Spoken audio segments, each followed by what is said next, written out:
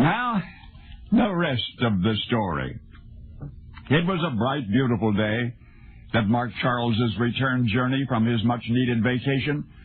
So sunny, so clear, that one would never have imagined the awful event that lay before him. He was traveling home by rail. There was a bridge ahead, or it was supposed to have been. The railroad workers had dismantled the bridge, had based the timing of their repairs on the next day's train schedule. A train was not supposed to be coming, but it was, and Charles was on it. When the engineer realized the predicament, it was too late. He was traveling 50 miles an hour when he clamped on the air brakes and reversed the engine. He was still doing 30 when he leaped the 42-foot gap in the rails and sailed to the opposite bank of the river. The guard's van followed, and the next coach with it. In the passenger car after that sat Charles. When he had regained his senses, Charles discovered that his coach was precariously perched, half on, half off the mostly dismantled bridge. Two ladies in his passenger compartment screamed as the car teetered there. Charles caught hold of both of them, told them to remain still, and then carefully, so as not to disturb the delicate balance of the coach, he pulled himself out an open window, and he stood there on what was left of the bridge, and it was then that Charles, the hapless traveler, the victimized vacationer, became Charles, the hero.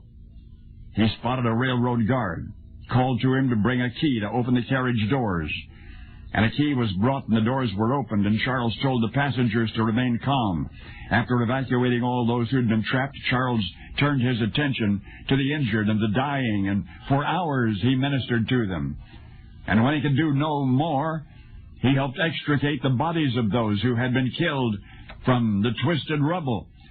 The tragedy you've just relived lives on in the annals of railroad history. You may look it up if you like under June 9, 1865, the great Staplehurst train wreck.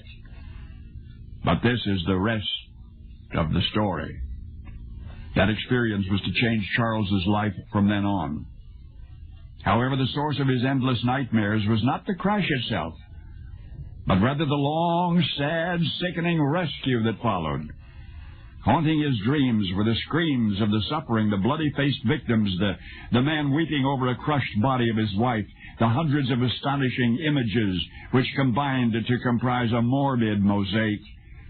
For months, Charles was emotionally drained, and for all of the remaining years of his life, he was unable to travel by street or by rail without being seized by panic. When travel was necessary, he brought a flask of brandy along for the ride. Yet not even that could dry his perspiration or assuage his fear, and thus was Charles pursued by vague rushes of terror until the day he died, June 9, 1870, precisely 5 years to the day after the train wreck that had so tormented him. Perhaps the most famous story ever told by Charles Dickens, was that of a miser plagued by Christmas ghosts. But now you've met the hero of Staplehurst. Now you have seen the real-life haunting that followed the real-life Charles Dickens. Now you know the rest